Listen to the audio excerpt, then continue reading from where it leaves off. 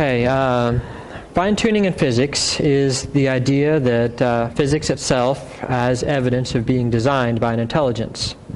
Backing up a little bit, we talked last week about apostasy, how many people leave Christianity or never become Christians because they don't have any reason to believe that God exists or that Jesus rose from the dead. And I guess one of my goals, long-term, pie in the sky, is that if someone says, backing up a little bit, if someone says they don't believe the earth is round, do you guys know how to talk to them about that? You might say, hey, you can go up in an airplane and you can look at the curvature of the ocean. About gravity, anything as big as the earth, it should pull it in the shape of a ball.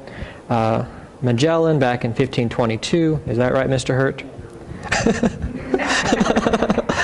His crew circumnavigated the globe. He didn't quite make it, but they went all the way around. And that's only easy to do if the earth is round.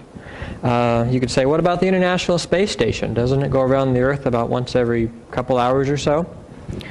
Well, my goal, pie in the sky, is that if someone doesn't believe in God, we can say, well, what about the fine-tuning argument? What about X, Y, and Z that I'm going to get to in this class? And that it will be as plainly evidenced, or at least on the way to being there, as some of the obvious things that everyone takes for granted and nobody questions.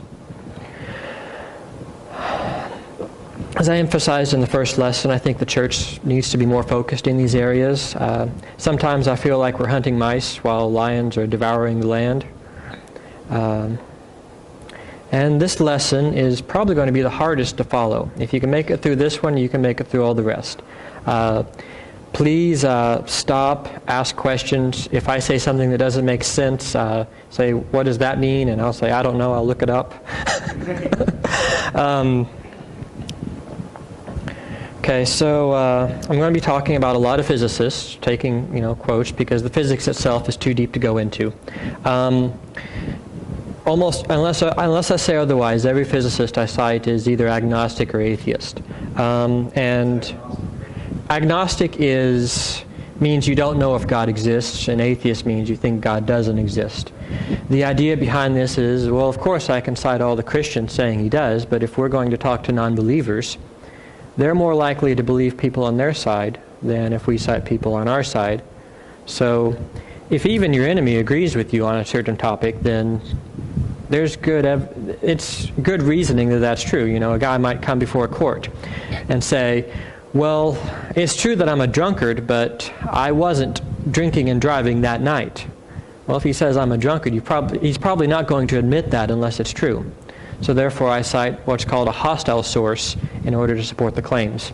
The physicists I'm citing aren't from the back alleys. They're well-known physicists. If you talk to other people who do physics, all these names are recognizable. So I'm not just scrounging around trying to find someone obscure who can support my point. These are generally accepted things. And one other thing is to criticize a theory or an idea, you have to talk about it in the context in which it's presented.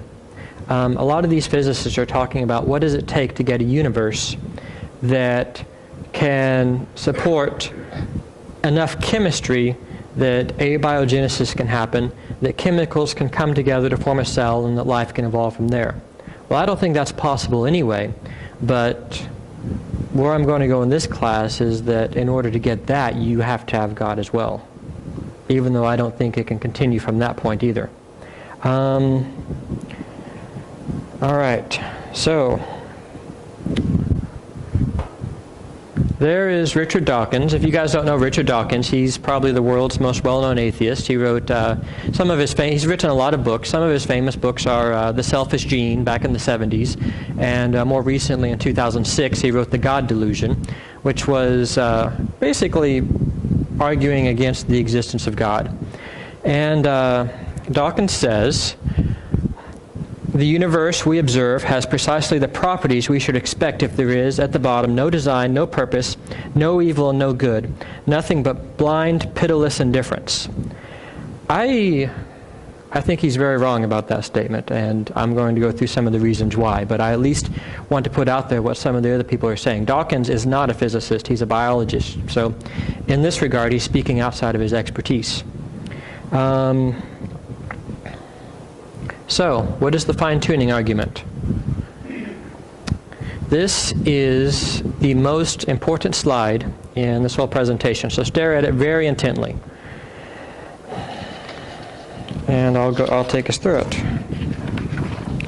Oh dear, that's 2 pages. I want to turn 1 page. Okay. So C.S. Lewis said, men become scientific because they expected law in nature, and they expected law in nature because they believed in a legislator. Let's go into this in a little more detail. Okay, first, the universe. This is the fine-tuning argument. The rest of this presentation, I'm going to go through all of the reasons behind these things and why we know it. Starting out, the universe had a beginning, a first cause that's timeless. That means it's outside of time, not affected by time. Kind of hard to imagine, and not caused by anything else. We're going to go into why that is in a minute. Point 2, by looking at the universe, we can work backward and figure out what kind of first cause is necessary to get a universe like ours. Point 3, the physics in our universe has dozens of parameters that are set very precisely to allow for molecules to exist, for complex chemistry to exist, and you need those things also for life to exist. This is called fine-tuning. Point 4, there's nothing about physics itself that requires these values to be what they are. Point 5, therefore the universe's first cause must have had life as a future goal in mind, because the physics came first, the physics support life. If you're going to pick just some random set of physics, then you could have a trillion ways to go wrong and only very specific ways to get life. Only minds have future goals. Therefore, the first cause of the universe, the best explanation is that the first cause was a mind. Okay, so point 1, the universe had a beginning. How do we know this? This is David Hilbert. If any of you guys did higher level math further than I got to, then you've probably heard of Hilbert space and some of the work he did with infinities. Very, very well-known mathematician. He says, well, first of all, is it possible to have an infinite amount of time in the past, which means the universe doesn't have a beginning? I think it doesn't. I'm going to show some reasons why, so let's talk about that infinity. Hilbert says the infinite is nowhere to be found in nature. In reality, it neither exists in nature nor provides a legitimate basis for rational thought. The role that remains for the infinite is solely that of an idea. So why is this? Let's talk about an analogy. Anyone here like to eat apples? All right, good. You're gonna like this analogy. Imagine there's a universe that has an infinite age and is infinitely big, and in its past it's had one apple appear in it once per second. If you wait one more second, will there be no more room for any apples? These are some of the contradictions you get into when you try to bring infinities, meaning an unlimited number of things, into reality. What happens if you go back in time 1 hour? Will there still have been an infinite number of apples added and we'll be out of space? What happens if you add 1 apple per hour instead of once per second? I don't know the answer to these things, because I don't think there are answers to these things, because I think anytime you talk about infinity in nature, that you get these contradictions. Well, what happens if in this imaginary universe you add 1 watermelon per second instead of 1 apple? Watermelons are bigger than apples. Wouldn't you run out of room? Would there be any space left? This is why you get contradictions. Any questions so far? So some of this is really hard to get your mind around, I admit. I don't think I quite understood the apple. Okay, it's not specific to apples. It's I'll go back to the beginning. Pretend that we're talking about why a universe that has been around forever can exist. Why you can't have an infinite past. Why there has to be a beginning.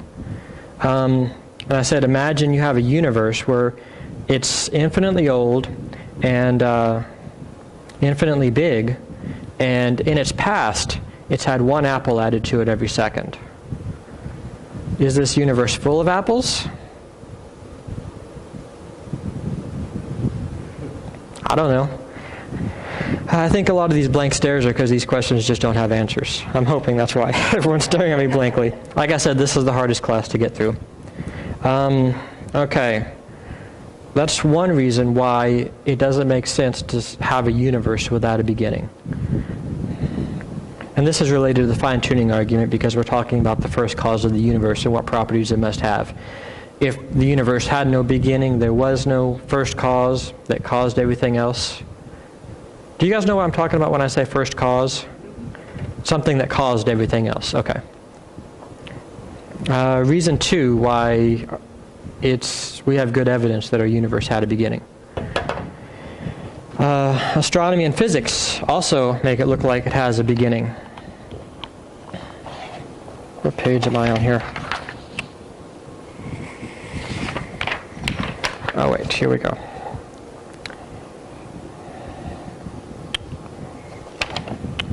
Okay, so this is Alexander Vilenkin. He's a well-known cosmologist and an atheist. And what does he say here? All the evidence we have says the universe had a beginning. And as far as we know, there are no models in time that provide a satisfactory model for a universe without a beginning. So why does he say these things? First of all, if you look up in space with a telescope, you look at the galaxies that are far away, you can see all of them are moving away from us. Well, if all of space is expanding, then the idea is that it couldn't have been expanding forever. At one point, it would have been all in one place. As far as when this expansion happened, whether you want it to happen really fast before the first day in creation week in Genesis, or if you want it to happen over the course of 13 billion years, either way it's expanding and therefore it had a beginning. And what's really interesting is that things further away from us are moving even faster than things closer to us. In 2012, Vilenkin, this guy, he published a paper with Arvind Borde and Alan Guth, other big famous names in physics. They looked at other models of universes, like a cyclic universe that explodes and then contracts, and explodes and then contracts. And I don't know the physics behind it, but they found that that won't work, that something like that couldn't have existed forever. They looked at what they called the cosmic egg model, where one universe starts and somehow, nobody really knows how, but this is getting to the really speculative stuff, that universe then creates other universes, which create other universes, to get an infinite number of universes, and they said that one couldn't work either. Okay, so that's why the universe had a beginning. Any questions? You're saying that the universe is moving away from us? Yes, as best as we can tell. So it's just, if that's the case, like the stars in the sky, they're actually moving farther away? Yeah, well, almost all the stars we see in our sky are from our own galaxy. Let's talk about space for a minute. Our galaxy has about 100 billion stars, and there's about 100 billion galaxies. So space is really, really big. And it's when we look at the other galaxies, especially very, very distant galaxies, we see that they're moving away from us the fastest. Things closer to us, you can't really tell that they're moving away or anything like that. Alpha Centauri is the closest star. It's some trillion miles away. Like I said, space is really big. As far as the expansion of the universe in regard to Alpha Centauri or any other star in the Milky Way, which is our galaxy, any of those 100 billion stars, we can't really tell that they're moving away from us. Well, all of them are kind of moving around in different directions, but like I said, you have to look at stuff really far away. Does that make sense? Okay. Like the ripple effect in the water, where a drop of water goes into the pond. Yeah, I think so. Some people do the analogy of blowing up a balloon.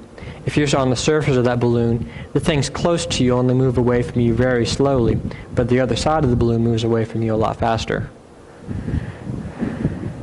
Okay, so that's point one, that the universe had a beginning. Let's talk about a little more the little more exciting part, let's talk about these parameters of physics that are fine-tuned. Point 3. Physics in our universe has dozens of parameters that are set very precisely, and if they weren't, we couldn't have any molecules or chemistry or anything like that. All right. To understand this, we have to understand why they're tuned and how they work. I just want to go through a few slides of just understanding how physics and chemistry at a low level works. I'm not a physics teacher. I'm not a physicist. So throwing that disclaimer out there. Okay, we've all seen this before, right? Who knows what this is? Periodic table. Let's see. In nature, matter is anything you can feel or touch, such as solids, liquids, and gases, air, water, rocks, stars, the cells that make up living things. All of those are made out of matter. All matter is made up of molecules, and molecules are just atoms that are stuck together. There's over 100 types of atoms, known as elements, and the periodic table is just a chart of those different types of atoms called elements. So what about atoms? What are atoms made of? Atoms are made out of tiny, even smaller particles called protons and neutrons, and there's electrons in there too. The number of protons that an atom has determines what element it has. Hydrogen in the top left corner has 1 proton. Helium has 2.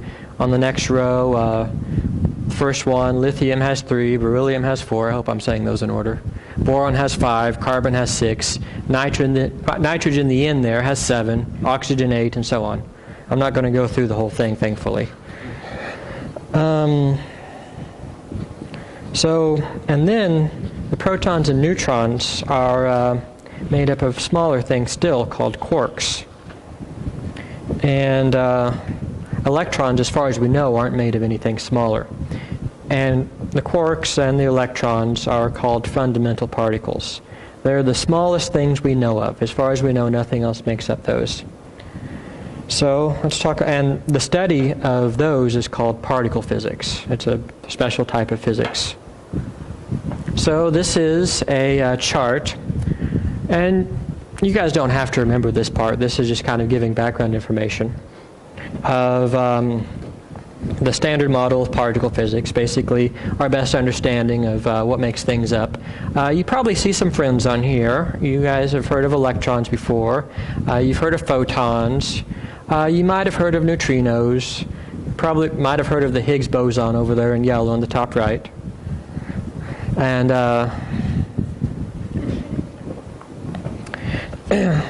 so there's on the left, in the purple and the green, there's 12 types of particles that make things up. Most of these aren't even used for matter. We'll get to that in a minute. And there's 4 fundamental forces in the universe. Does anyone know one of the fundamental forces? It's what makes things fall. Gravity.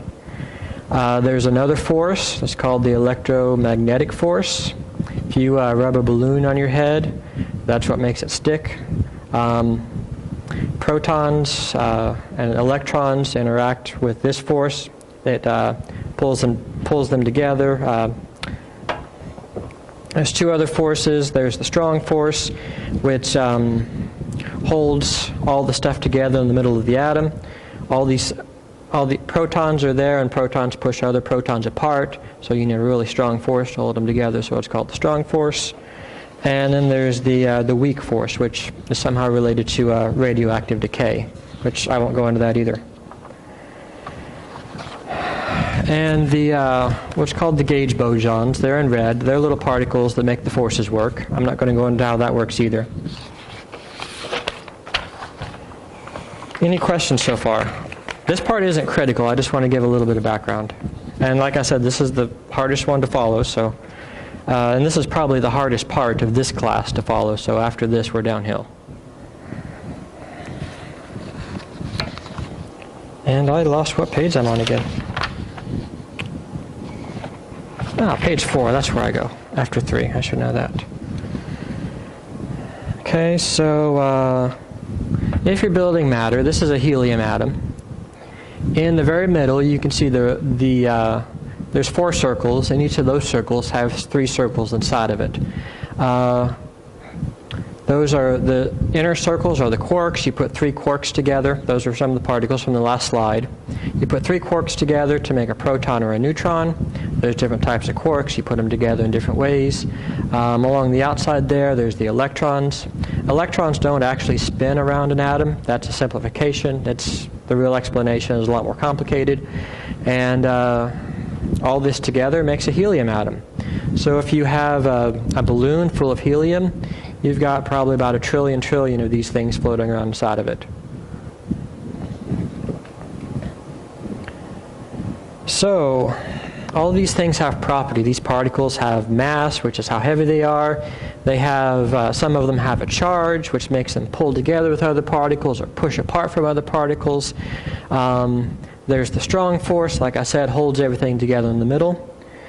And all these things obey various laws to make them work. Like if you have multiple electrons around the outside of an atom, they have what they're called different shells, where some of them orbit here, some of them orbit a little bit further out, and if the inside's filled up, they have to go to the outside. And all of this is very important for chemistry to work, for you to have elements. So gold behaves like gold, and oxygen behaves like oxygen, carbon behaves like carbon, and all these things can come together to make all this crazy chemistry that goes on inside our bodies to work. Well, we probably don't have much gold in there, but you get my point. So what do we know about these, all these laws and forces and properties? This is Charles Townes. He's a physicist, won the Nobel Prize in 1964 for his work in developing lasers. You guys know lasers. Pew, pew. He's also a Christian. He says, intelligent design, as one sees it from a scientific point of view, seems to be quite real. This is a very special universe. It's remarkable that it came about just this way. If the laws of physics weren't just the way they are, we couldn't be here at all. The sun couldn't be there. The laws of gravity and the nuclear laws and the magnetic theory, quantum mechanics, we'll talk a little bit about that later, and so on have to be just the way they are for us to be here. Well, he's a Christian. Of course he says that. Well, here's Fred Hoyle. He is a astronomer and an atheist. He's known for the theory of stellar nucleosynthesis. In the old Earth creation model, stars fuse hydrogen together to make helium and all the other heavier elements, gold, carbon, oxygen, nitrogen, silicon, aluminum. And they go through a supernova, they explode, and in that model, that comes together to make planets. So that's what he's famous for. Hoyle says, a common sense interpretation of the facts suggests that a super intellect has monkeyed with physics as well as with chemistry and biology, and there are no blind forces worth speaking about in nature. The numbers one calculates from the facts seem to be so overwhelming to put this conclusion almost beyond question. Here's Martin Rees. He is an astronomer, a cosmologist. He was knighted, so you have to call him Sir Martin Rees. He's the president of the British Royal Society, which is something important that us Americans don't care about. And I think I said he's also an atheist. He published in a peer-reviewed science article in 2004, our existence, and that of aliens, if there are any, depends on our universe being rather special. Any universe hospitable to life, what we might call a biophilic universe, philic means friendly, bio means biology, has to be adjusted in a particular way. The prerequisites for any life of the kind we know about, with long-lived stars that live a long time and are stable atoms like carbon, oxygen, and silicon, that are able to combine together into complex molecules. All of this is sensitive to physical laws and to the size, the expansion of the universe. Indeed, even for the most open-minded science fiction writer, life or intelligence requires the emergence of some generic complex structures. Life can't exist in a homogeneous universe. That means a universe where everything is just a cloud of dust in space and nothing forms together to make anything different. It can't exist in a universe containing only a few dozen particles. Many universes or many recipes for physics would lead to universes with no atoms, with no chemistry, no planets, or universes too short-lived or too empty to allow it to evolve anything beyond just sterile uniformity. Basically just everything being the same and nothing combining together in interesting ways. I apologize for all of his big words. Okay, here's Paul Davies. He's a SETI researcher. Does anyone know what SETI is? Search for Extraterrestrial Intelligence. They've got their radio telescopes, listening for radio signals from other stars for someone to call Earth. He's very well known. He's agnostic. He published in The Guardian, which is the newspaper over in England. What did he write? Scientists are slowly waking up to an inconvenient truth. The universe looks suspiciously like a fix. The issue concerns the very laws of nature themselves. For over 40 years, physicists and cosmologists study the cosmos. They're not cosmetologists that do the hairdos. Physicists and cosmologists have been quietly collecting examples of all too convenient coincidences and the special features in the underlying laws of the universe that seem to be necessary in order for life, and hence conscious beings like us to exist. If you change any one of them, the consequences would be lethal. It happens that you need to set 30-something knobs, by knobs he means various parameters in physics, to fully describe the world around us. Any questions so far? We're going to talk about why these guys are atheists and agnostics here in a minute. Can you jump back to people? To Hoyle? Yeah, I was trying to understand what he was saying. Okay. What does he mean by there are no blind forces? He means that nothing was set randomly. Okay. By blind he means random. Any other questions? I know some of this is hard to follow. At some point when we started here, there was a title about fine-tuning argument for the existence of God. Yes. The universe did have a beginning. Yes. So these past several people here who are atheists do not believe the universe had a beginning? Hoyle. Believe only that the universe had a beginning scientifically? Hoyle, they object to fine-tuning. Most of them object to fine-tuning for a different reason, which I'm going to get to. Okay. Hoyle was one of the few, this guy here, was one of the few atheists who rejected the idea that the universe had a beginning. And he got a lot of flack for that. He died several years ago. I don't remember exactly what year. But right now, pretty much every physicist and cosmologist believes the universe had a beginning. They say science advances one funeral at a time. What that saying means is that if someone has an idea, they'll usually hang on to it to the grave, even if other things arise that prove it wrong.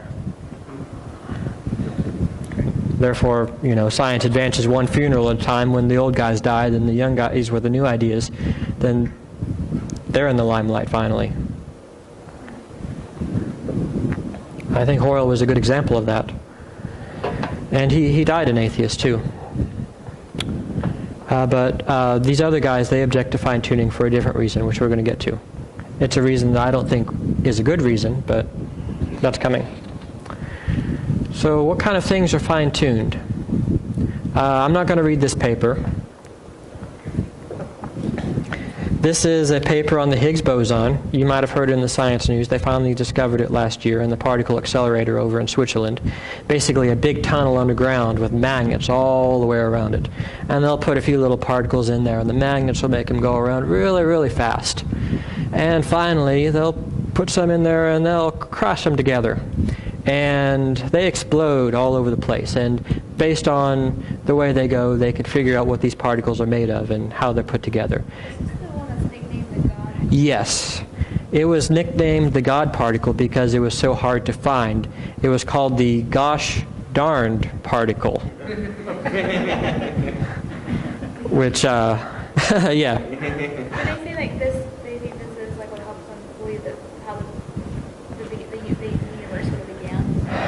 It's part of it. It's one of many parts. And I think depending on how you think the universe began, it can play different roles in that. I don't know enough to go into that, sorry. I don't know much about the Big Bang or the alternate models to it, so I don't want to speak out of my mouth here. Okay, so this was a paper published back in 1998 in the journal called Physical Review. If you guys don't know what a journal is, it's basically where scientists, after they do their research, they'll write a paper about it, they'll publish it in a journal. It's printed out and mailed out like a magazine. The scientific journals are what's called peer-reviewed. Peer-review basically means before you publish it in there, several other scientists have to read through it and check all your work to make sure it's accurate. Peer review isn't perfect, but it's the best we have for putting together papers and research and making sure that it makes sense and it's not someone just making a bunch of stuff up or someone who has crazy ideas and they're wrong about things. So that's what peer review means. Okay, so in this paper, back in 1998, they had a good idea the Higgs boson probably existed, and they were studying its properties, and they looked at its mass, that means how heavy it is, and they found that if the Higgs boson if its mass was 5 times greater, there wouldn't be any stable atomic nuclei. The nucleus of the atom, nuclei is just plural for nucleus. The nucleus is the middle of the atom with the protons and the neutrons. So if the Higgs boson, the mass of it was 5 times heavier, then the middle of atoms would fall apart. What happens if the middle of atoms fall apart? Is anyone in here made out of atoms? I am. I like my atoms. I don't like them to fall apart. They said that if it's too much lighter than what it is now, they didn't give an exact number, then all of the protons in the middle of the atoms would decay into neutrons. Well, back on the periodic table, what makes one atom different from another? The number of protons, right?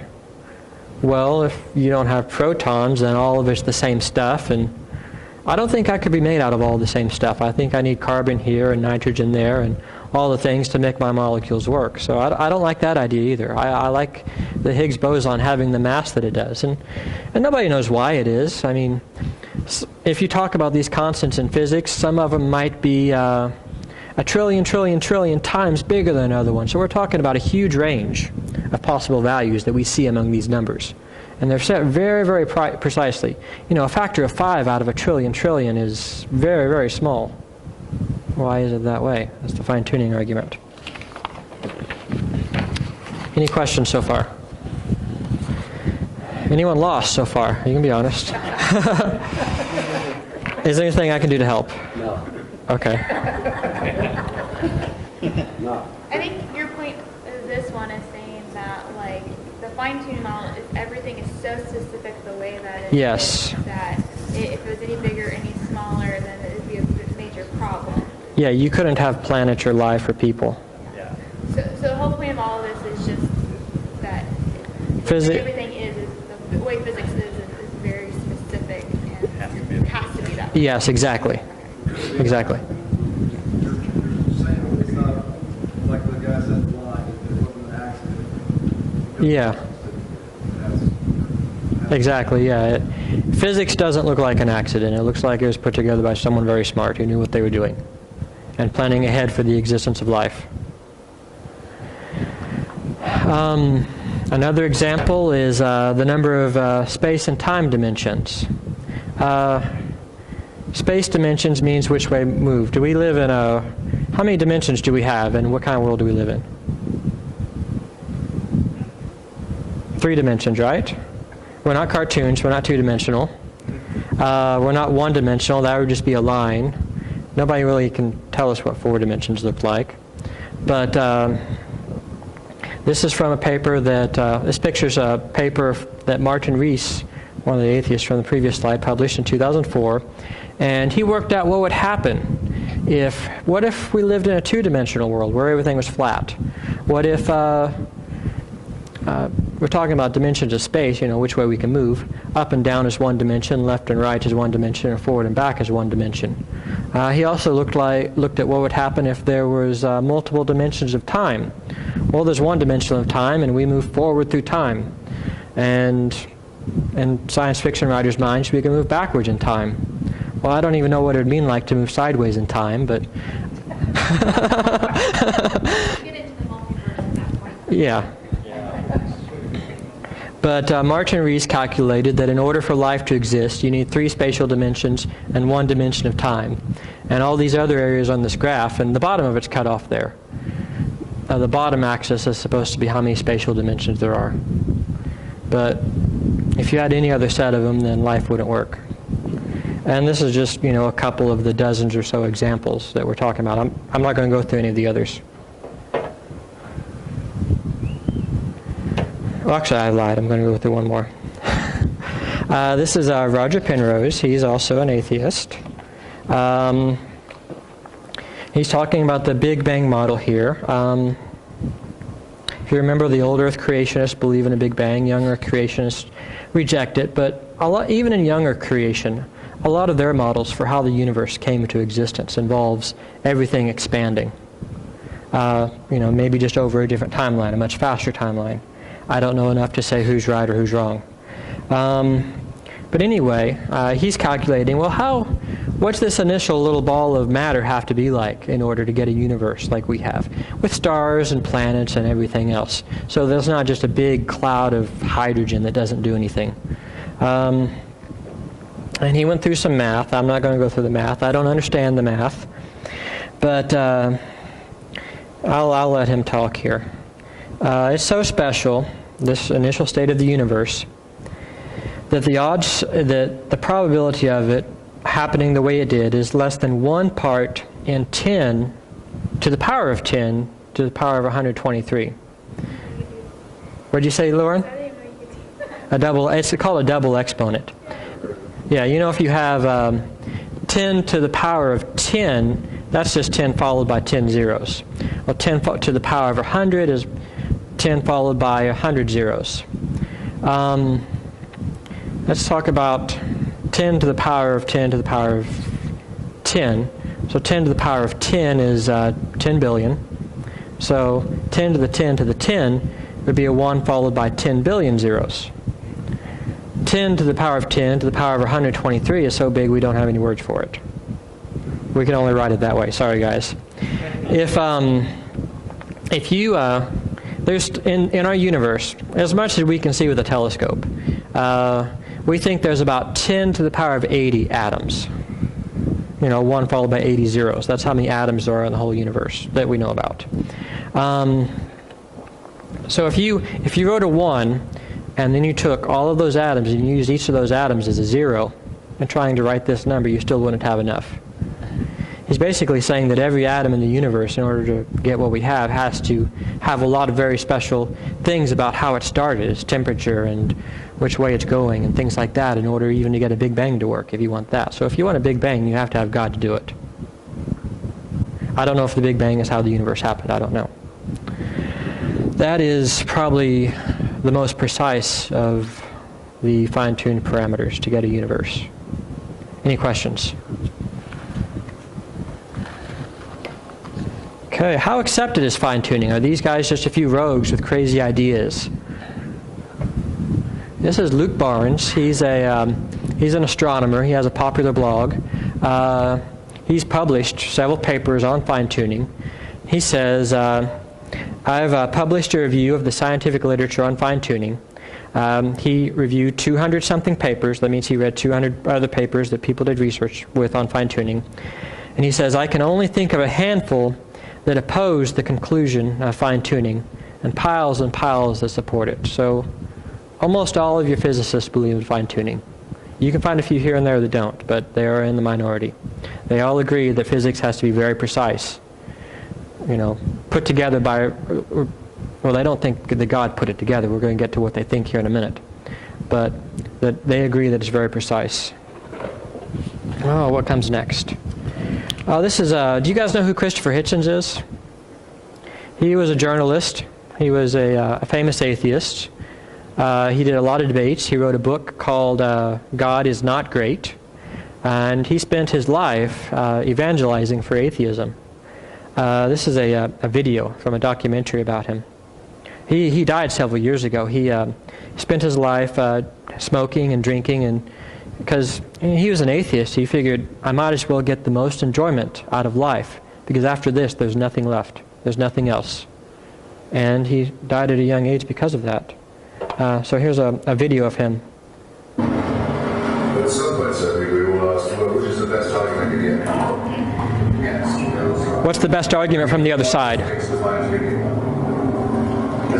most intriguing. It probably was. Yeah. Fine tuning that 1 degree, but one hair.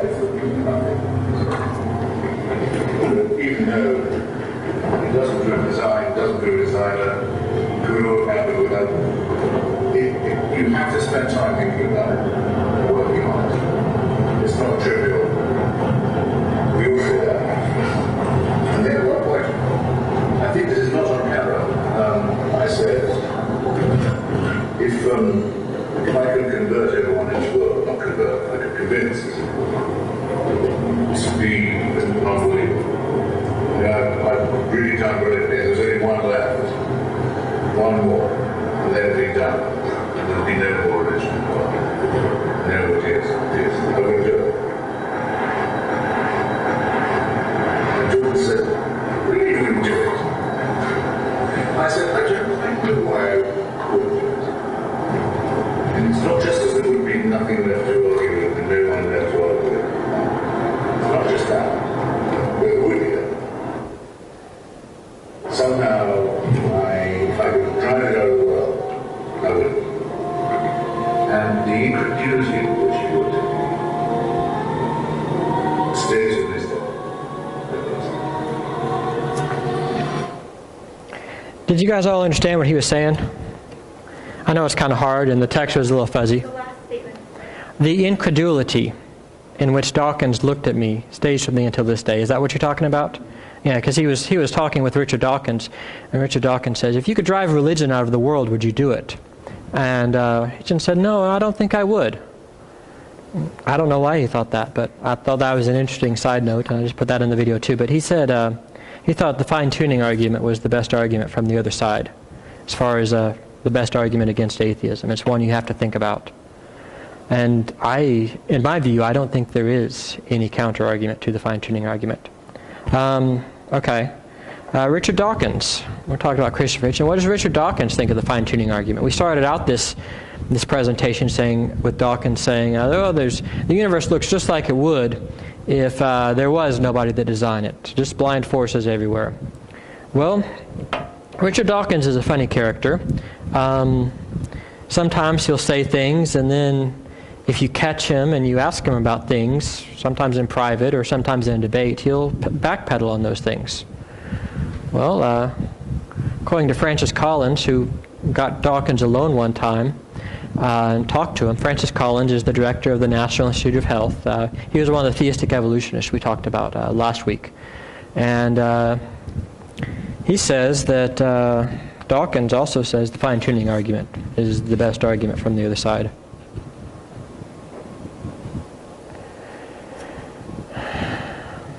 Okay, so back on our slides, we talked about the points in our argument for fine-tuning. First, the universe has a beginning.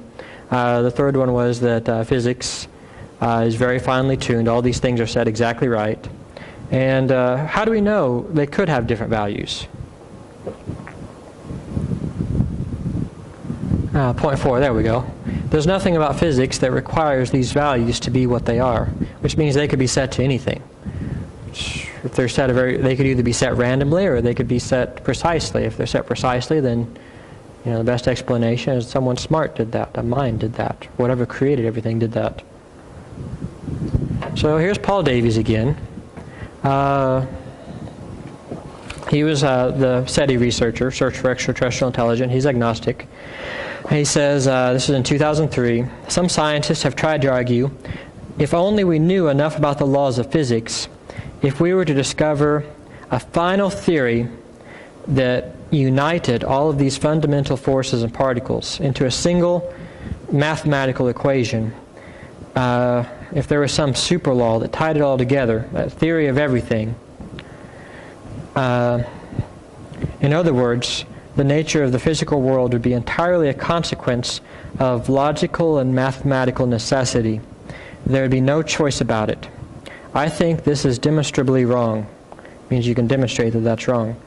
There is not a shred of evidence that the universe is logically necessary.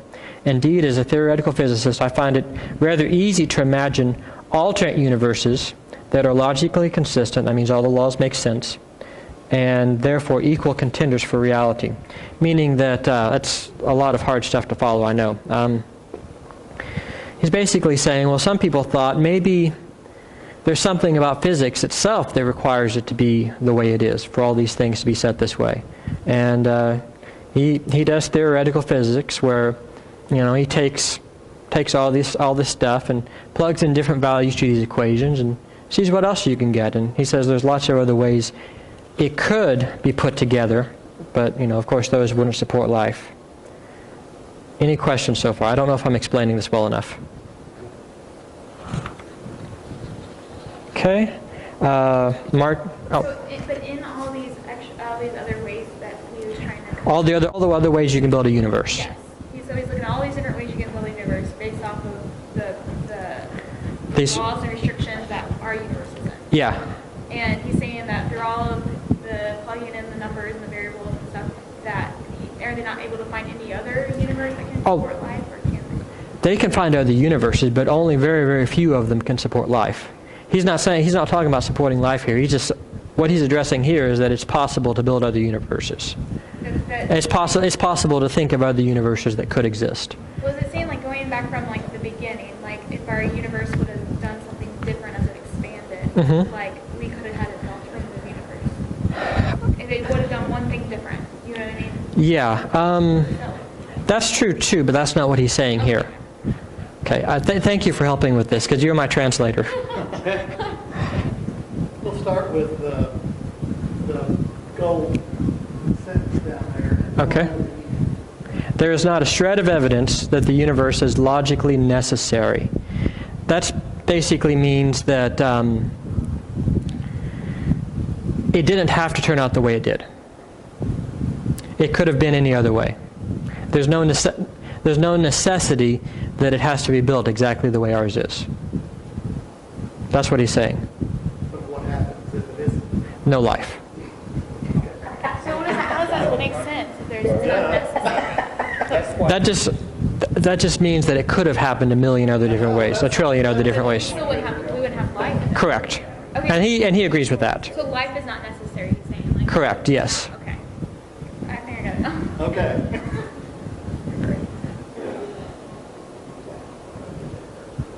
Okay, so I find it rather easy to imagine alternative universes that are logically consistent. yeah. But yeah, there's no life.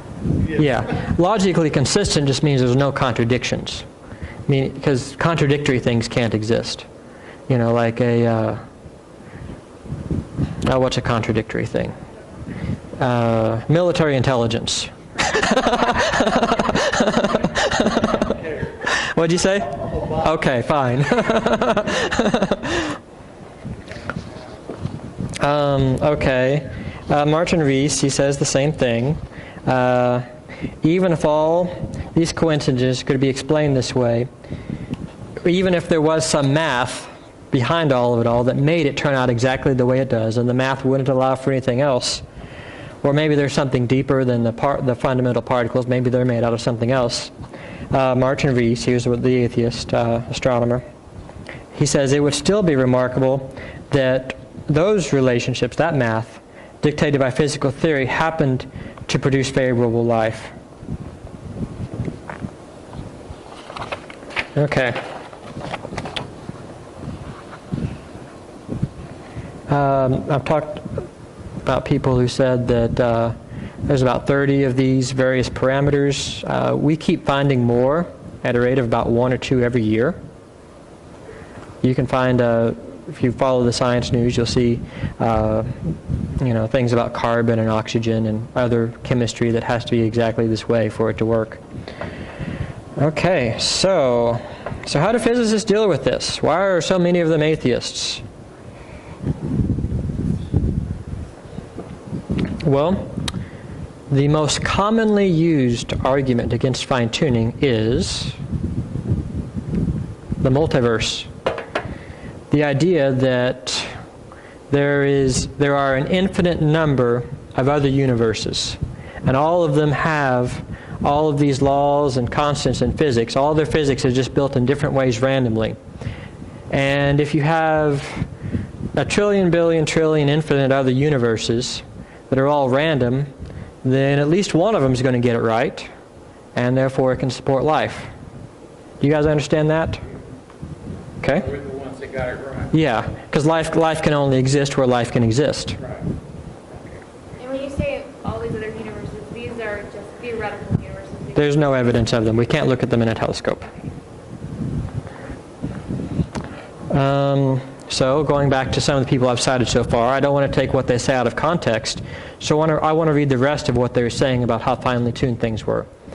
Martin Rees said, "Is fine-tuning just a brute fact, a coincidence, or is it the providence of a benign creator? I take the view that it is neither. An infinity of other universes may well exist where the numbers are different. Most of these would be stillborn or sterile, meaning they don't support life." Paul Davies, I don't think he accepts the multiverse. He's agnostic, so he doesn't know. But he writes, "A God's eye view would show our universe as merely a single representative amid a vast assemblage of universes, each with its own laws.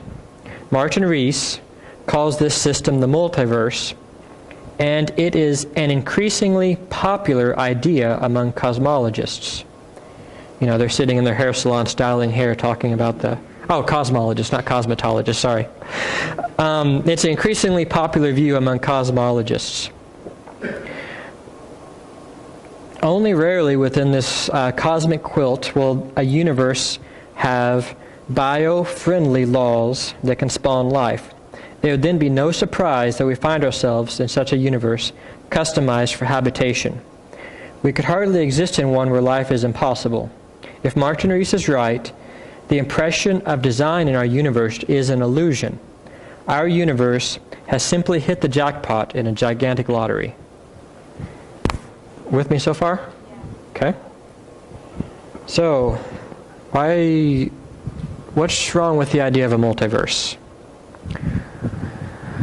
The first problem is that in a multiverse, if every time you find something you can't explain and you invoke more universes to explain it, then probability becomes meaningless.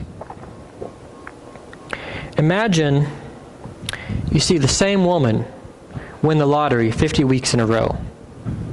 What does that mean? Yeah. Well, that just means there's 10 to the power of 50 times more universes than we thought, right? And we're just in the lucky one. In all these universes, there must be one where a woman wins the lottery 50 times in a row. Well, if you're just making more universes every time, or imagining more universes every time you have a problem, then that means you can't use probability anymore to figure out what's really happening. I think a better explanation is that lottery, like our universe, is rigged.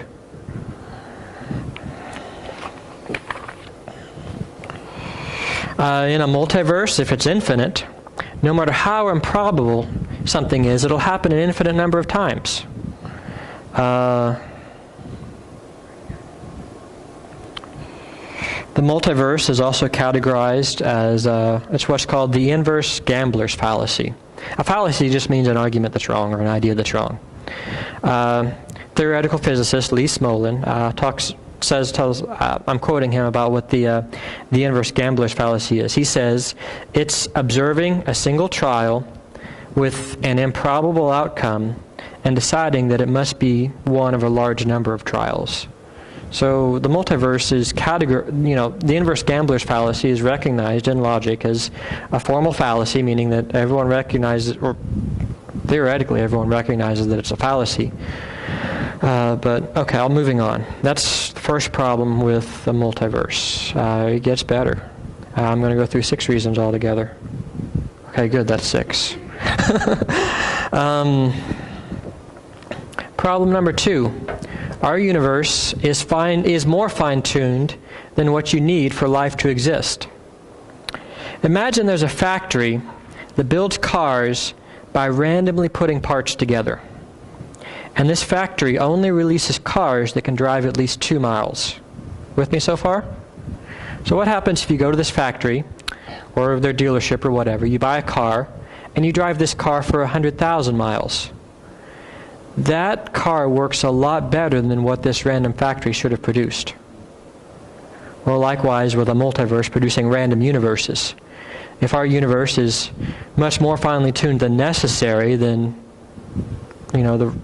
just enough randomness to get life isn't a good explanation anymore. So what are some of the things in our universe that are fine-tuned more than need be? Well, we talked before about the mass of the Higgs boson and protons falling apart into neutrons. No more matter, no more atoms. I'm made out of atoms. I don't want that to happen. Well, protons last a lot longer, perhaps infinitely longer, than what you need to get a universe with life. Under the idea of atheism, you need about 5 or 10 billion years to get life, for planets to come together, for life to evolve, and for whatever that is to evolve into people. So you only need protons to last about 10 billion years or so, right? Well, we've never seen a proton fall apart into anything else. And the idea is that the more stable they are, the less often they'll fall apart into something else.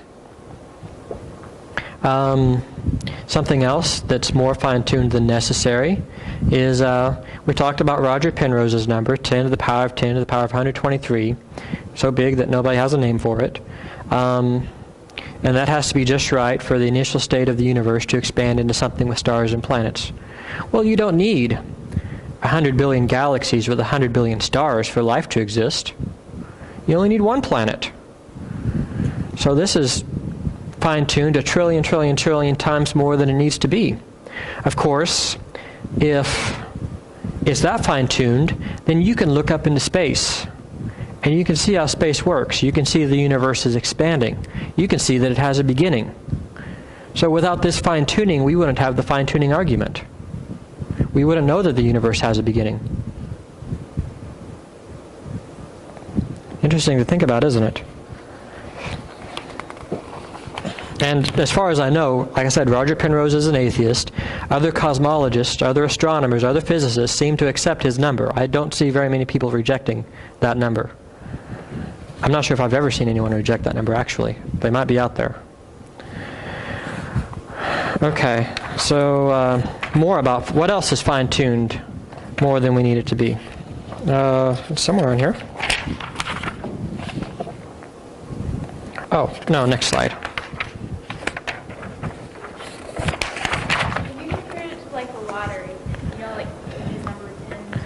Yeah. Like, how many lottery balls would you need to get that? I was thinking, like, if it was like all you lined out all the numbers, like all the balls that came out. Yeah. And basically saying, like, for us to get it just right, just for it to start, right? Yeah, this isn't the only fine-tuned number. It's just. I chose every one of those numbers perfectly. Yeah, and you have as many lottery balls as there are atoms in the universe, times a trillion. So that's just like impossible. Like it almost. Yeah, you would think, but well, no, yeah, but that's why they say there's an infinite number of universes, and if there's an infinite number of universes, then everything, no matter how improbable, will happen an infinite number of times. Do you guys understand that point? Okay. But if they change one of those numbers, The Kersplat. Kersplat. Little just. I think so, yes. From what I understand, yes.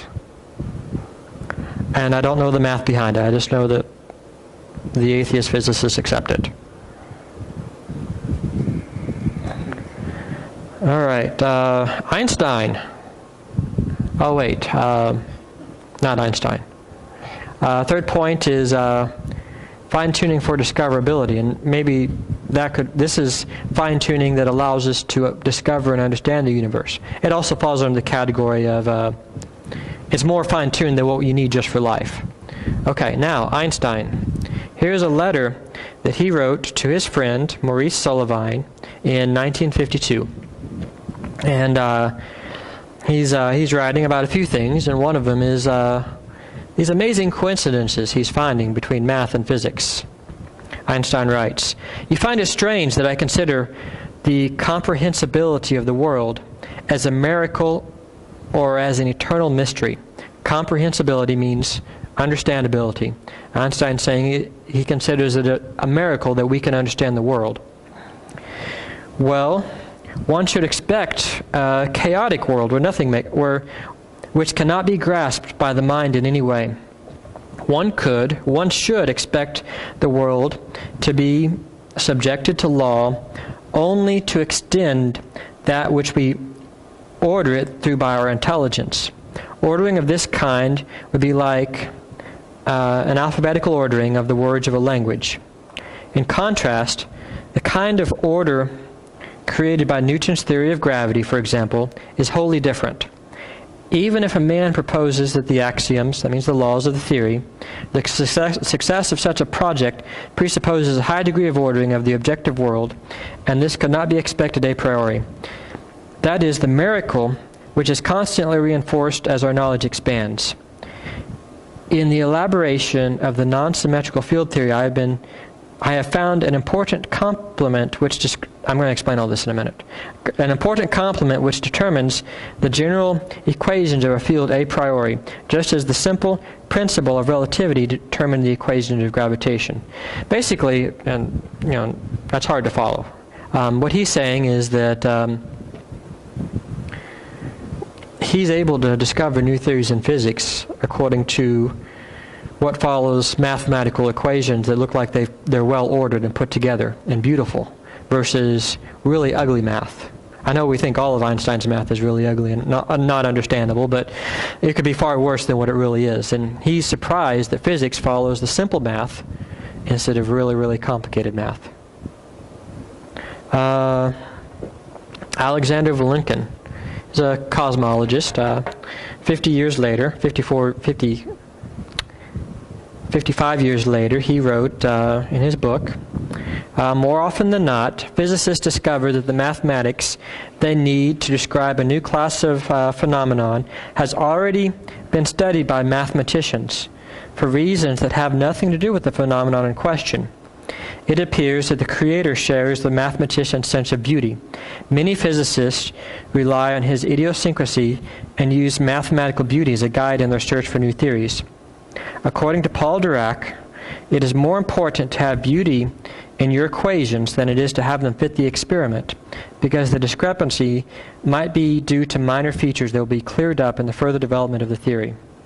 Basically, he's saying if you're trying to discover new physics, it's more important to have your math be beautiful than it is to have it match the data from whatever experiment you're having. Because usually, other people, when they come along and measure the data more precisely, like, how fast the stars are moving or how fast or how heavy this atom is, usually he's saying that part will be corrected to match whatever's beautiful.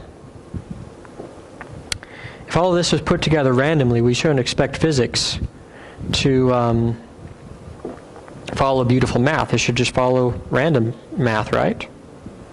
Any questions so far? Yes. Is that another contradiction? I don't know. Okay. It all levels out, or everything. Well, it all levels out. Balance on both sides of the equation. Well, it's got to be balanced on both sides of the equation anyway. One example of beautiful math, and Vilenkin in his book goes on to describe this after this. If you take the number e, which is 2.7 something, it's what you use in all the exponential equations, and you take it to the power of pi, 3.14159, times the square root of -1, then and then minus 1, you get 0. What? All these are really big numbers with long decimal places. Why do you get back to 0 again? That's what you would call beautiful math. Does that make sense? Okay. Blinken doesn't believe in God. A lot of times when physicists talk about the hand of the Creator, they're just speaking metaphorically, like he does here in this sentence. And also Einstein, at the end of his letter, he tells his friend Maurice Sullivan that he hasn't fallen victim to the church, that he's not out of his mind, because he doesn't want to be seen as that type of person.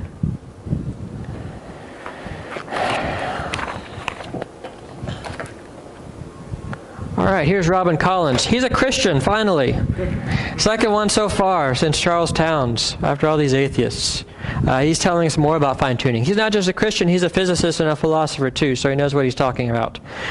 He's talking about alpha. Alpha is the fine structure constant. It has something to do with how the electromagnetic force interacts with other things. I'm not going to go into it. I don't understand it. But in this paper that he wrote, he says that increasing alpha, that's that number that affects how these things interact. If you increase it as little as 10%, then burning wood would be a lot more difficult. And if you increase it by 40%, it would make it just about impossible. Of course, if you can't burn wood and other things, it's pretty hard to get a civilization off the ground, right? How do you smelt metal? How do you cook what you catch? How do you get beyond fruits and berries and whatever else? And he says that if you decrease alpha, then microscopes don't work anymore. That the way light goes through the lens, it just all comes back blurry, and you can't look at cells. Well, I mean, you can take alpha up and down a long range, and life can still work, but it's still set very precisely to allow us to do science, for us to have civilizations, for us to discover things. This is another example of our car that drives 100,000 miles. So I'll put together randomly, you would expect it to run 2 or 3 or 4 miles and then quit. No, we've got something much better than that. There's more examples of fine-tuning for discoverability besides the math and the physics and alpha. I didn't have time to research them all. Sorry about that.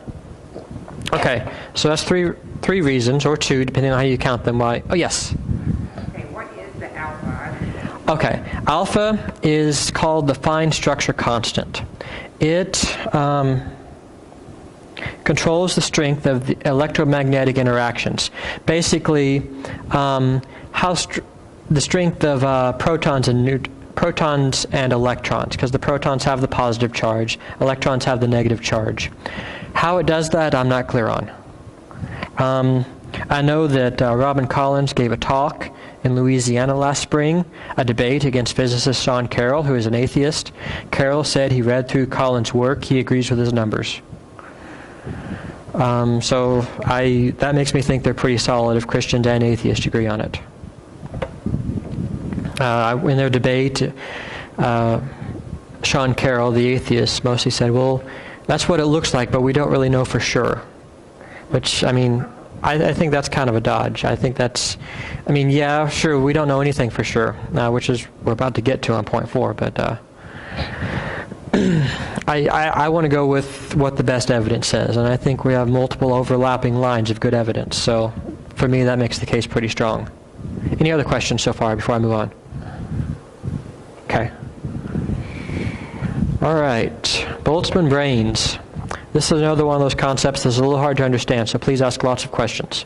This is the 4th reason why the multiverse doesn't really work as far as solving fine-tuning.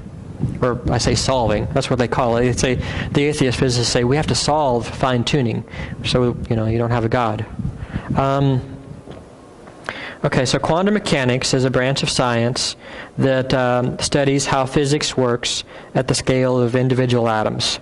And these things will behave very strangely and very differently than the way physics works in the much larger world where we exist. Just basically saying very tiny things interact differently than big things do. One side effect of this strangeness is that sometimes if you have a vacuum, just a big area of empty space, sometimes a single atom will just come into existence for a little while and then pop back out again. Those are called virtual particles. I can't explain the physics of how it works. It just does.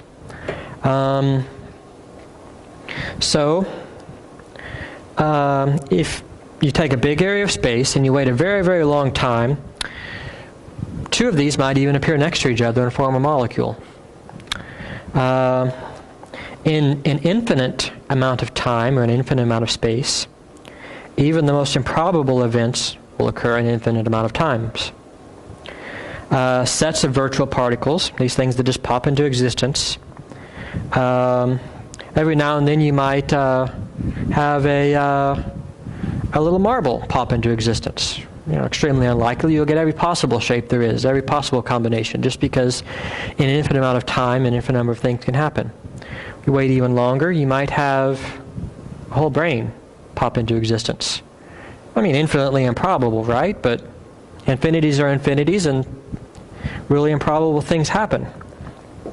Even worse, if time goes on for infinity, you'll get an infinite number of brains popping into existence. And these are called Boltzmann brains, named after a 19th century physicist, Ludwig Boltzmann. You don't need to know about him. He won't be on the test. In a multiverse, where every universe has different laws of physics. Backing up. And even worse, these brains that pop into existence, they'll have a random set of memories.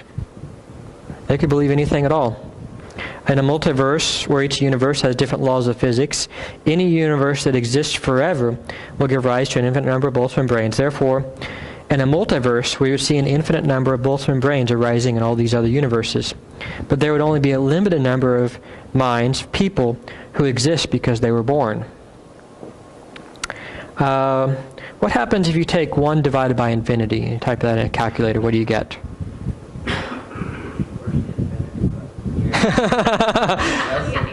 Yeah. Error? Some calculators, other calculators will give you 0. If you take 1 trillion divided by infinity, you get 0. So, if there's 1 trillion people that ever existed, they were born, and there's an infinite number of Boltzmann brains in these other universes, the probability, 1 trillion divided by infinity is still 0. So the probability that any of us exist as real people is 0. Are any of you guys out there Boltzmann brains? Just a brain that popped into existence in a universe and all your observations are an illusion just pre-programmed into your mind for randomness? I'm not. I don't think I am, at least. I don't know how I tell for sure. What'd you say? We're going to get to that too. So what's wrong with us being Boltzmann brains? Sean Carroll, I just mentioned him. He was talking with Robin Collins. He published a paper, Can the Higgs Boson Save Us from the Menace of the Boltzmann Brains? Yeah, that's an interesting title, right? I won't go to the details of that paper, but he says, the Boltzmann brain scenario is cognitively unstable. You can't simultaneously believe it's true and have good reason for believing it's true because it predicts that all the reasons you think are good have just randomly fluctuated into your head. So it's just kind of another one of those contradictions you get in the multiverse. Yeah. Everything you see and experience is an illusion. Therefore, anything you think can't be trusted.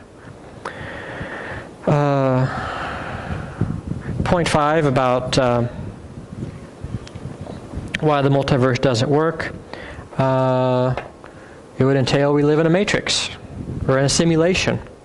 Paul Davies talks about this. He wrote an article in the New York Times in 2003, and I'm not going to read everything he wrote, but his idea was that if a multiverse is true, then many civilizations will rise. They'll create very advanced computers.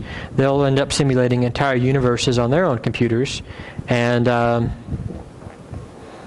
those civilizations and those universes might even simulate other universes. And therefore, how does he put it?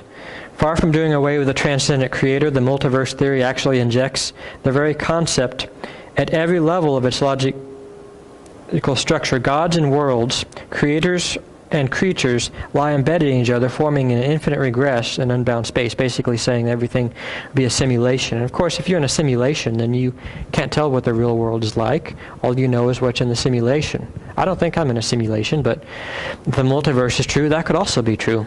It's just one of those other interesting contradictions. Last reason why a multiverse doesn't work is it still requires fine-tuning to get something that creates lots of universes. Robin Collins again, our Christian friend, in addition to the four, he says, the fundamental physical laws underlying a multiverse generator, whether of the inflationary type or some other, just other ways of getting universes, must be just right in order for it to produce life-permitting universes instead of merely dead universes. Oh, let's see, where am I going next? We're almost done with this. So, that is 6 reasons why a multiverse isn't a good way to explain fine-tuning. If you rule out alternatives, what does that leave you? Design, God.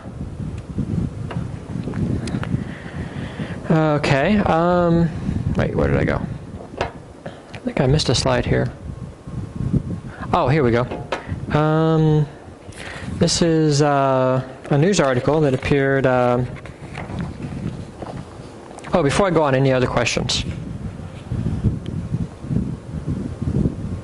Okay, this is a news article. The idea of fine-tuning and multiverses is often misrepresented in the media. Every time fine-tuning is found, it'll be reported in the news saying, we found more evidence of a multiverse. This is in Scientific American.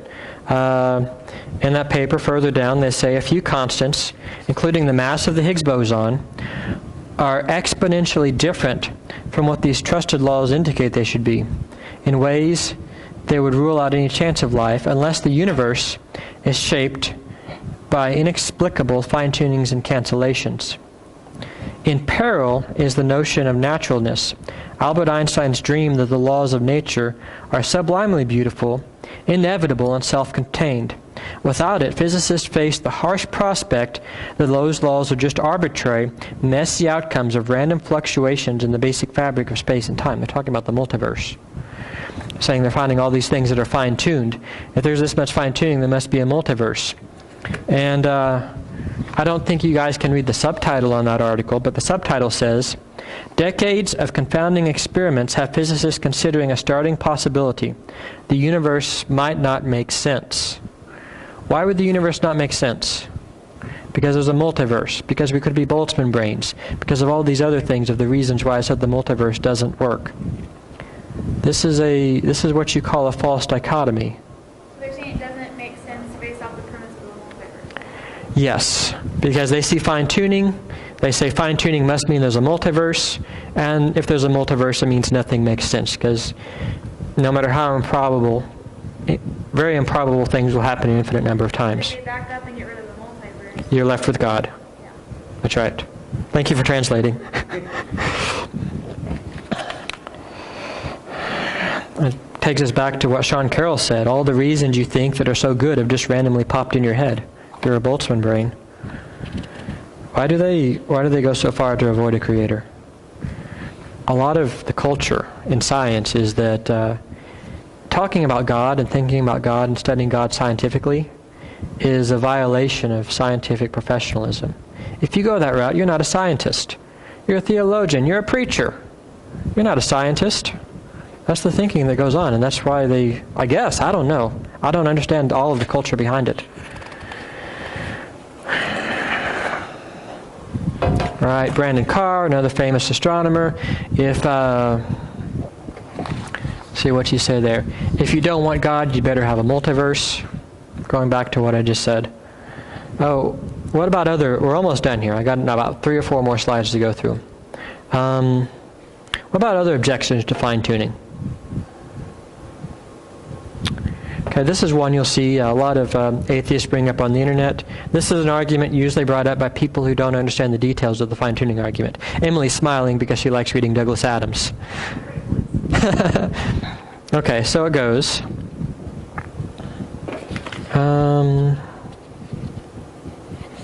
Did I miss a slide here? I think not all the... Oh, I missed a page. There we go. Imagine a puddle waking up one morning and thinking, this is an interesting world I find myself in, an interesting hole I find myself in. It fits me rather neatly, doesn't it? In fact, it fits me staggeringly well. This hole must have been made to have me in it, is what the puddle is thinking. Well, as we know, that's not the case. The puddle takes the shape of whatever hole it goes in. And the argument that this is making is that if physics was radically different, then some other strange form of life that could exist in that physics would have existed. Maybe not made out of carbon or oxygen, but maybe some type of other matter would have existed. Well, we've talked before, one of the fine-tunings is the Higgs boson, and there's a lot of these. Without fine-tuning, you don't have any matter. Everything falls apart. So that argument doesn't hold any water. Martin Rees, again, even for the most open-minded science fiction writer, life or intelligence requires the emergence of some generic complex structures. It can't exist in a homogeneous universe, that's a universe with a big cloud of gas, nor in a universe containing only a few dozen particles. Many recipes would lead to stillborn universes with no atoms, no chemistry, and no planets, or universes too short-lived or too empty to allow for anything to evolve beyond sterile uniformity. I think I read part of that before. All right. That's not to say that there isn't some justification of this argument in other realms. Some people will come forward and say, well, the Earth is exactly the right distance from the Sun. If the Earth were 1 million miles closer or 1 million miles further away, which isn't very far in the grand scheme of things, then it'd be too hot or too cold for life to exist. Well, that's not a good argument because, well, we've got 100 billion stars in our galaxy. It's looking like a lot of them have planets, and there's 100 billion galaxies. Among all of them, you're going to find a planet somewhere that's the right distance. So it's a valid argument in that regard, but it's not a valid. The puddle analogy, as this is called, isn't an argument against fine-tuning in physics. All right, what are other arguments besides the multiverse and the puddle analogy? Space is too big. The universe isn't fine-tuned for life because 99.99999% of it can't support life. If God made the universe, then we would be able to live everywhere. Well, what happens if you put the stars and the planets a lot closer together? You don't have stable orbits. The gravity interacts, everything goes every which way, and then the Earth is not the right distance from the Sun, and neither is anything else because it's all interacting chaotically. Freeman Dyson, he's a mathematician. He's famous for the idea of Dyson spheres, Dyson rings. Anyone ever played the Xbox game Halo? Well, that's a big ring with a world inside of it. He's the one that came up with that. Freeman Dyson wrote in 1979, if the distances had been smaller by a factor of 10, there would be a high probability that another star at some time during the 4 billion years of Earth existed would have passed by the Sun closely enough to disrupt its gravitational field in the orbits of the planets. To destroy life on Earth, it wouldn't be necessary to pull the Earth out of the solar system. All you need to do is mess up its orbit. Also, the argument isn't that everything in the universe is fine-tuned. The argument for fine-tuning is that some things are fine-tuned, which requires a fine-tuner, an intelligence, a God. So it's really just a distraction from that instead of taking us to the real issue. Also, there's the subject of romance. I wouldn't love you if you were the last girl alive. Well, what if God were to say, what if the Earth were just like every other planet in the universe and life was everywhere? Well, we don't really know what's out there, but suppose that. Well, then the Earth would no longer be a special occurrence. It wouldn't be special anymore. So it's somewhat of a subjective argument. All right, last argument against fine-tuning. God is more complicated than the laws of physics just existing. God is a more complicated explanation. It's more complicated to have a mind behind all of it than for all of this physics just to exist just the way it is. Well, if we go back to Roger Penrose's number, 10 to the power of 10 to the power of 123, it's more probable you're going to have a random collection of atoms come together into a mind. Not that I think God's mind is made out of atoms, but I think it's still a simpler explanation because of that, just because the fine-tuning is so immense. It's so precise. It's so improbable on chance. That and having things that function like a mind aren't necessarily even tied to complexity. For example, which is more functional, a straight razor or an electric razor? The electric razor is more complicated, but the straight razor is more functional because you can also slit a throat with it. So, questions so far? Don't give you any ideas. All right, Mike. I'll try to wrap this up soon. Any questions so far? There are more obscure arguments against fine-tuning. I'm not going to go into those. I don't have time to go into those. I didn't have time to research all of those. But usually the more popular ones, if you dismiss those, the others are obscure for a reason, because they don't work. I've talked to other people about them online. I've probably been through every argument there is. I don't know of any valid arguments against fine-tuning. What is evidence? Evidence is something in your model or your view that's expected, but it's not expected in other worldviews or other models. If God exists, we would expect physics to be put together in a very intelligent way. If atheism is true, that's very surprising. So which one is fine-tuning evidence for? It's evidence for God. All right, last slide, reviewing the argument. The universe had a beginning, a first cause that's timeless and not caused by anything else. We talked about why infinities rule out all the other explanations, and why space is expanding, so it looks like the universe had a beginning. So by looking at the universe, we can figure out the properties of this first cause, what that first cause had to be in order to get a universe like ours. Physics in our universe is very fine-tuned. Everything is set very precisely for molecules and chemistry to exist. There's no point number 4. There's nothing about physics itself that requires it to be that way. It could have been any other possible way. Therefore, that first cause must have had life as a future goal in mind. Only minds have future goals. Therefore, the first cause was a mind. And that is equivalent to God. This isn't an argument for Christianity. We're going to get to that too. But if we're going to talk about miracles and the resurrection, that's only possible if God exists. So therefore, we first need arguments for why God exists. That's the end. Any questions? I know a lot of that was hard to understand. I apologize. The next weeks are going to be easier to follow. This was the hardest topic. Evolution. Next 2 weeks are evolution.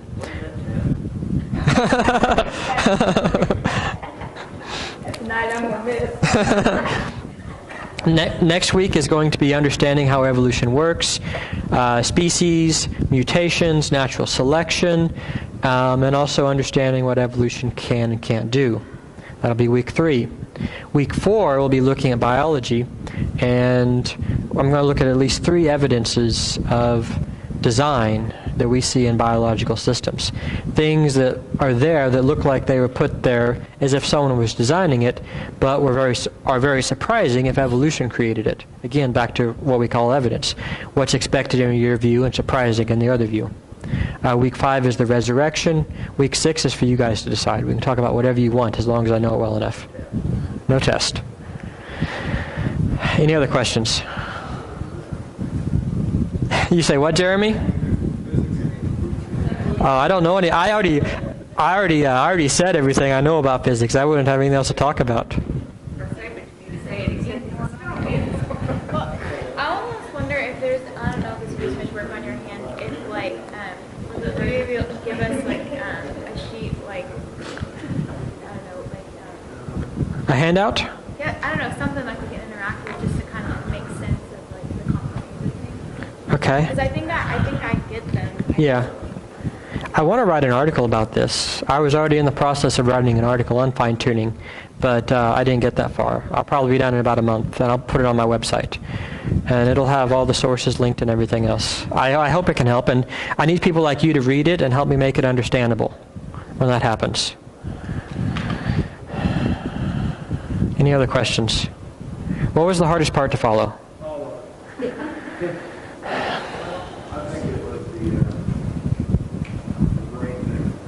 Okay. I had to go through that a few times before I understood it.